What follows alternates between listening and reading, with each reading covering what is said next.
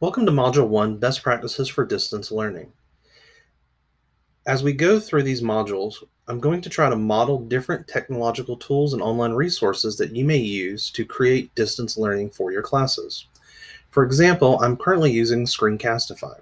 It's a program that allows you to record your screen, making a video you can share with your students. My suggestion is when you're using Screencastify and you're going through a Google Slide or a Google Doc or a PDF, you should probably share the original with your students. So that way they can go back and review the slide or doc or PDF without having to rewatch the whole video, or so they can take their time to read things that are on the screen that maybe the video goes through too quickly for them. Included with your materials for this module, you'll find a link also to this Google Slide. So as we go through, we're also going to try to model asynchronous versus synchronous learning. Module 1 is done asynchronous. Asynchronous is self-paced. Videos are a great way for self-paced content. The student can work through the video and then contact you, the teacher, through email or during a Google Meet or during scheduled class time to discuss the materials. It might be a good idea to have some learning norms for asynchronous learning that you share with your students. For example, check that your volume is at an appropriate level. Limit distractions. Note questions or comments you won't discuss during our future real-time virtual meeting. Take control. You can rewatch and pause as needed to let you progress at your own pace. So just like with the students, we are eventually going to have a real-time virtual meeting to discuss modules 1 through 4. So it's a good idea to take any notes down of things that you want to ask more questions about or that you want to discuss how we can better adapt the classroom for distance learning. So here is the whole course overview of all the modules. We are currently at Module 1. We have 7 modules after this to complete. Modules 1 through 4, we will do asynchronous. They'll be self-paced for you to complete on your own. Modules 5 through 8 will be done in Google Meets with your department chair and an administrator. Our model objectives. So in this module, we're going to discover strategies for distance learning workflow. We're going to discuss schedule and communication priorities. We're going to develop a schedule for distance learning and create a communication plan. So first, let's talk about the importance of schedules during distance learning. The district has provided guidelines for each of the different types of class day, whether it's full in-person due to low spread, whether it's a hybrid due to medium spread, or whether it's full distance due to high spread. No matter which schedule we're in, you want to honor set times for online and offline, synchronous and asynchronous learning. We want to provide consistent support to families. We need to stay on track to keep your work mindset. We need to keep your schedule simple, and we need to set aside time for the unexpected. For example, keeping your schedule simple, try to stick to a basic routine. The more routine it is for you and your students, the easier it's going to be to have that routine to support the process. So let's talk about creating your schedule. As you work with your administrator and curriculum coordinator, things you want to consider are time for planning, professional development, such as will you need additional training to help you use some of these tools? Live sessions with students. How long will they last? How will the students participate in the live sessions? Creating recorded lessons and content, grading and reviewing student work, office hours for students and our parents, and contacting parents and students. These are things that you want to think about now, and we'll discuss further when we have our department Google Meet meetings during our professional development. So let's look at the first schedule. This is the typical distance learning day for students with high spread. We have our block schedule, and every day is going to follow the same thing. At least the first 20 to 45 minutes of every class should be synchronous learning, which means that the student should be with you in the Google Meet in the classroom learning. The rest of the class time may be asynchronous, meaning the students may be in the Google Meet with you, or they may be working independently on their own time. But we want to try to get the students in that routine as much as possible.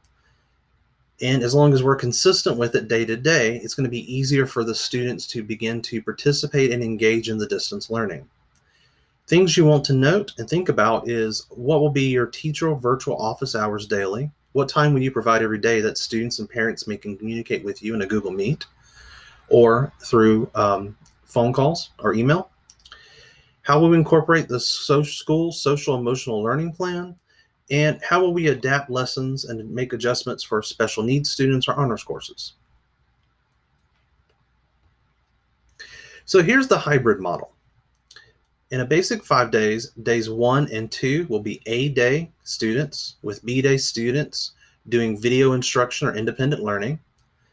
Days 3 and 4 will be B day students in school doing face-to-face, with A group students doing video instruction or independent learning. And on day 5, A and B group will do digital check-in and our instruction with teacher the first 20 to 45 minutes of class. So notice that still that normal expectation is there, that classes should start off with a regular routine of in-person learning or synchronous virtual learning, so that all students should be part of the class during the beginning of each part. Things to consider when we go to hybrid learning is scheduled restroom breaks, lunch in the classrooms, and the incorporation of school social emotional learning plan, cleaning between classes, teacher virtual office hours daily, adjustments for special needs students or honors courses, and that students won't be lingering before school. They'll need to report first to straight block as soon as they get to campus. When we get to a typical 5-day scheduled low spread, we'll be seeing all students for face-to-face instruction. But there are still things that we're going to have to consider. Still, students will need to report directly to first block. They'll still need to clean between classes, and office hours will still be virtual. We'll still need to incorporate the school social emotional learning plan. We'll still need scheduled restroom breaks. Lunch will still be in the cafeteria or might be social distance, and we'll still need to make adjustments for special needs students or honors courses. Keep in the back of your mind these 3 different schedules and how you might have to adapt your classroom to them. Now let's talk about communication. Communication is very important, and what you may want to do is early in this process communicate with your students and parents to see what forms of communication they have access to. Do they have access to their mail because maybe they lack technology in their home? They may not have internet right now.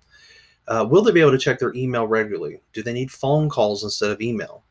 Will they be able to access your learning management system, the Google Classroom, some sort of announcement platform like Remind? Will they be able to engage with you during video conferencing? These are things you want to find out, and you may have to adapt to meet the needs of both the students and the parents. Use tools provided and supported by HCS that students have logins or access to on their drives, such as Google Drive, Google Classroom. And to avoid digital overload, try using tools that have multiple modes for communication. So for example, Google Classroom allows us to email students, make postings, and contact parents. Those can be used without having to use 4 or 5 other platforms to do the same thing. And it might be part of that routine for the students to get used to. What needs to be communicated? Announcements, individual support available for students, your schedule, your contact info.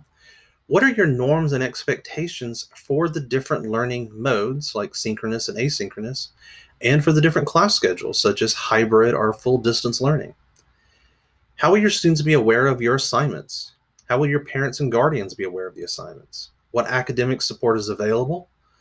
How would they get technical support and troubleshooting? How are we going to do the well-being check-in? We're going to look at the students' social and emotional health. And instructional plans. How are we going to communicate with our principal, our administrator, fellow teachers about what we're doing and co-planning to make the most successful classrooms possible? How are we going to stay connected? So for example, part of the district plan is that parents and students should be informed in advance of the next week's schedule. So they should have a clear idea of what's going to be happening next week in the classroom. We want to have some sort of communication timeline to your schedule. Will you be contacting the parents every Friday at the end of the day? What set times should we make sure that all parents and students have a clear understanding of the next week? Announcements should be timely. Students and parents should have enough time to read and respond to an announcement before they're expected to understand it or comply.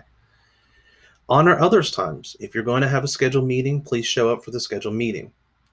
Consistency with how and when you're communicating with parents and students. Once you find an effective way that works for most of your parents, stick with it and then adapt as necessary for parents that have different needs. And then think about how flexible you are in availability throughout the day. Also, remember to set clear barriers. There's nothing that says that you have to be answering emails and remind messages at 9 or 10 o'clock at night. You have a school day. Make sure it's clear to the students and to parents and guardians when you'll be communicating with them and when you'll respond to their questions and concerns. Considerations for communication. Consider alternate modes of communication for students and parents that may not have internet access.